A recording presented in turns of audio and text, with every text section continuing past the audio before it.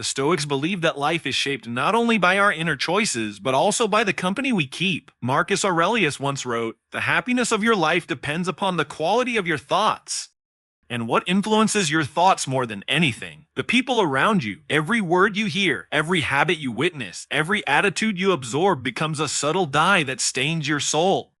That's why the Stoic lens divides people into two clear categories, builders and destroyers. There is no middle ground. A builder is someone who elevates you. Their presence reminds you of discipline, clarity, and courage.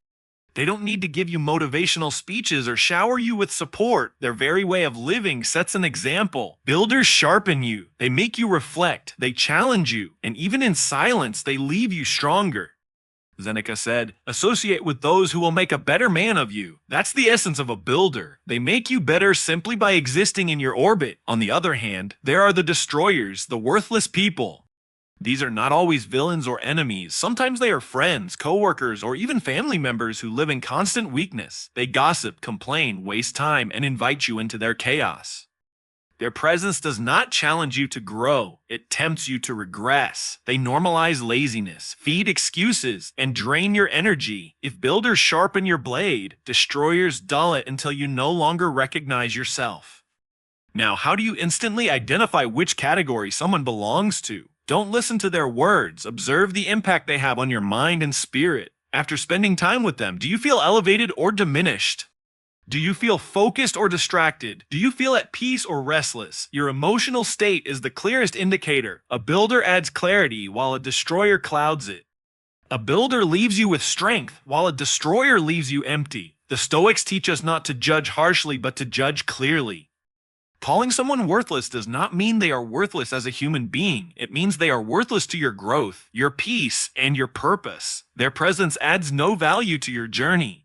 And if life is short, as Seneca constantly reminded us, why would you waste a single moment carrying unnecessary weight? Aurelius advised himself daily, guard your soul like a fortress. Allow only those who strengthen its walls. The rest, no matter how charming, no matter how familiar, must be kept out. This is not cruelty. It is justice toward yourself. At the end of the day, your destiny depends not only on your discipline, but on your environment.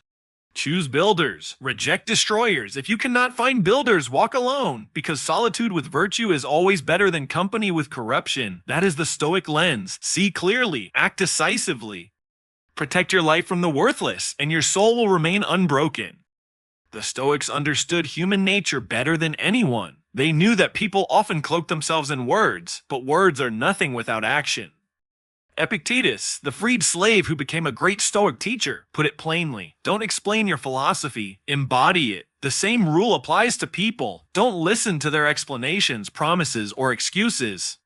Watch how they live. Their behavior will always tell you the truth. Worthless people are masters of disguise. They will speak of loyalty while betraying it. They will preach discipline while indulging in chaos.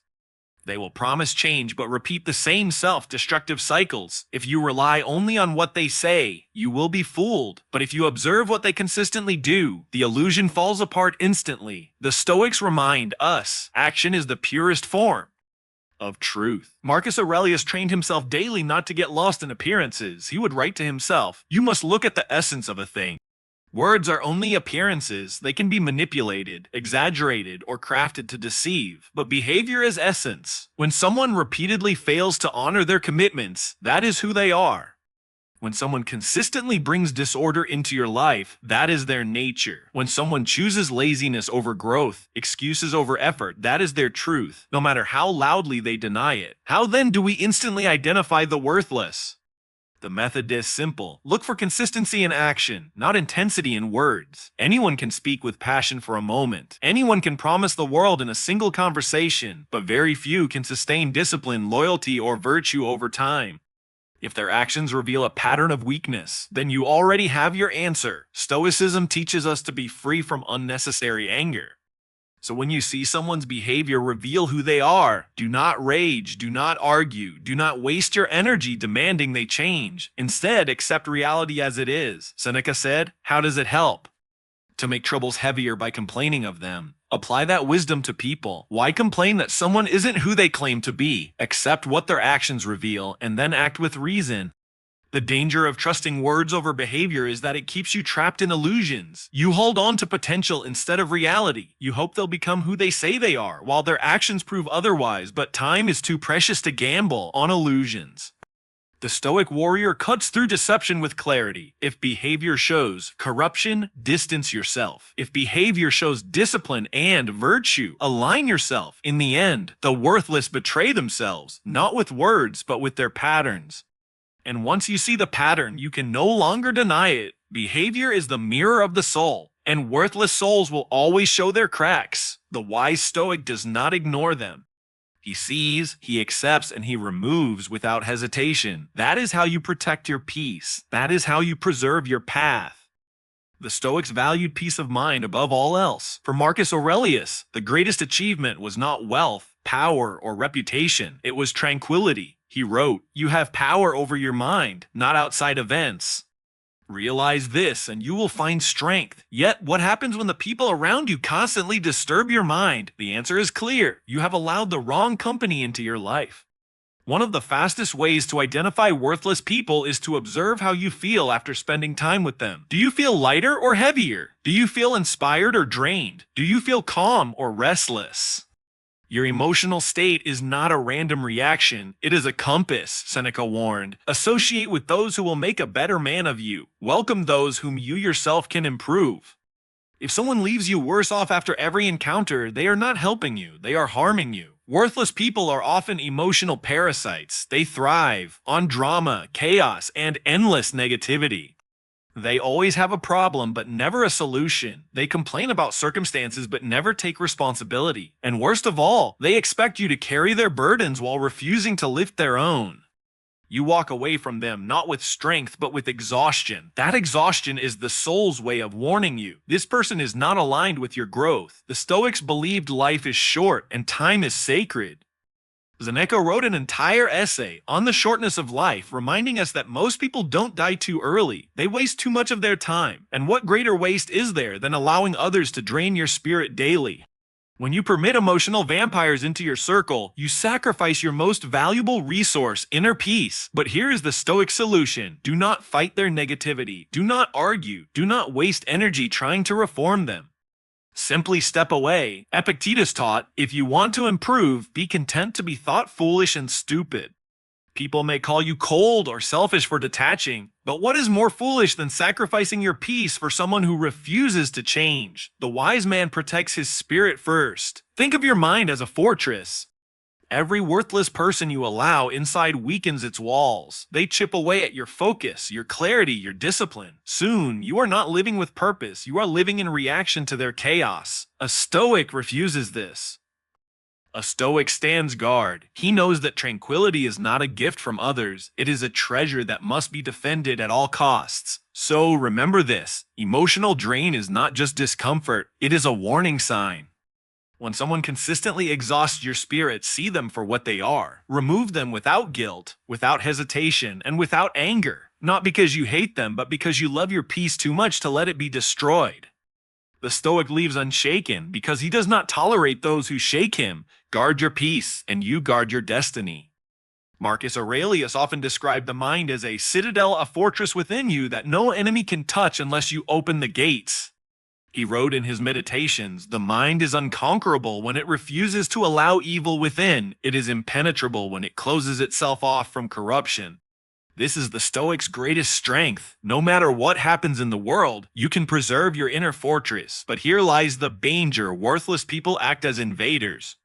If you let them in, they weaken the walls, and soon your citadel is no longer safe. Think of your mind as a sacred space. Inside it, live your clarity, your discipline, your peace. These are treasures more valuable than wealth or status. Yet many people guard their money more fiercely than their mind. They will lock their homes at night, but leave their inner citadel unprotected, allowing worthless people to march in with negativity, gossip, envy, and drama. A Stoic knows this is foolishness. To live with strength, you must defend your fortress at all costs. So how do you guard your citadel? First, by recognizing the enemy. Worthless people are not always loud or obvious. Sometimes they sneak in through small habits, constant complaining, subtle manipulation, endless distractions. They appear harmless, but over time they corrode your defenses. The first step of defense is awareness. Notice who brings peace into your life and who brings chaos. The second step is action. Once identified, do not argue with them. Do not waste energy battling them. Simply close the gates. Seneca advised, "The wise man is self-sufficient. He can live happily with others, but also happily alone. This is the mindset you must adopt."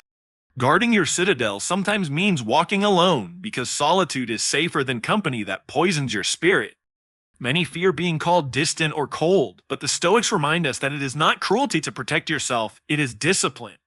When you refuse entry to the unworthy, you preserve space for what truly matters: virtue, purpose, and peace. Do not confuse this with hatred. Guarding your citadel does not require hostility, it requires boundaries.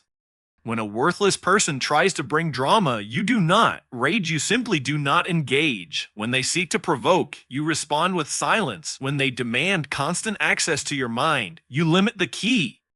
Detachment is not an act of war, it is an act of preservation. And here is the deeper truth: the citadel you protect today determines the strength you carry tomorrow. If you allow it to be invaded, you will wake up weakened, unfocused, and restless. But if you guard it, you will face life's storms with calmness that nothing can break. So be ruthless in this practice. Your citadel is sacred. Let only the virtuous inside. Keep the worthless at the gates, because the world will always test your defenses. But the Stoic who guards his inner fortress stands unshaken, untouchable, and free. One of the greatest obstacles people face when removing worthless individuals from their lives is guilt. You worry, what if they think I've abandoned them? What if they call me heartless? What if they never change without me? But the Stoics remind us that detachment is not cruelty, it is wisdom. Epictetus said, "It is not things themselves that disturb us, but our judgments about them." The same applies here. It is not the act of letting go that hurts, but the false judgment that detachment is betrayal. Stoicism teaches us to act in accordance with reason, not emotion. If someone consistently poisons your peace, consumes your time, and drags you into their chaos, the rational response is to step away. This is not an act of hatred.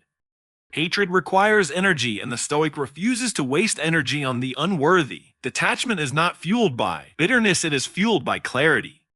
You simply see the truth. Their presence is a net loss to your life, and keeping them around is a form of self-destruction. The untrained mind confuses compassion with tolerance. True compassion helps those who are willing to rise.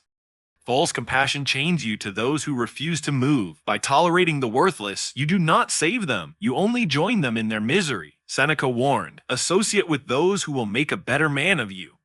He did not say tolerate those who pull you downward. Virtue is not found in drowning with others. It is found in building strength so that you can help the willing without being destroyed by the unwilling. Detachment also requires courage. People will misunderstand you. They will call you cold, selfish, arrogant. But Marcus Aurelius taught us to ignore the noise of opinion. Be indifferent to what makes no difference. What difference does it make if others mislabel you, so long as you preserve your soul? Would you rather be praised for being endlessly tolerant while your spirit rots, or criticized for being disciplined while your soul remains unshaken? The Stoic chooses the latter every time. Here's the truth: when you detach from the worthless, you are not abandoning them. You are returning them to their own path. You are simply refusing to carry what was never yours to bear. Their growth, their discipline, their virtue, these are battles only they can fight. By stepping away, you are not closing a door out of cruelty, but out of necessity. You are affirming that your destiny is too valuable to be sacrificed on the altar of another's weakness. So remember, detachment is not cruelty, it is the highest form of wisdom. It says, "I refuse to destroy my peace for someone who refuses to protect their own." It says, "I love my destiny too much to compromise it." It says, "I will walk the path of virtue, even if it means walking alone." This is not coldness, this is strength, and the Stoic lives by strength, not by illusion. The Stoics knew that a man's destiny is shaped not just by his thoughts and choices, but also by the company he keeps. Marcus Aurelius reminded himself, "The soul becomes dyed with the color of its thoughts." But those thoughts are often influenced by the people you allow into your circle. If you walk with the lazy, their indifference will seep into your mind. If you walk with the envious, their bitterness will stain your spirit. But if you walk with the virtuous, their strength will fortify your soul. This is why the Stoic must choose companions carefully, because walking with the wrong people is a slow form of self-destruction. Virtue for the Stoics was the highest good. Courage, wisdom, justice, and discipline were not just abstract ideals. They were the very foundation of a life well lived.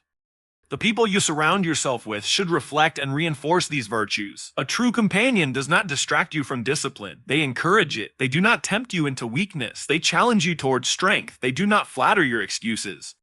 They hold you accountable to your potential. Seneca put it simply, associate with those who will make a better man of you. This is the law of alignment. If someone does not pull you upward toward virtue, they will inevitably pull you downward into vice. There is no neutral company. Every interaction either strengthens or weakens your citadel. This is why worthless people are so dangerous, not because they openly attack you, but because they normalize mediocrity. They make weakness look acceptable, distraction look normal, and excuses look reasonable.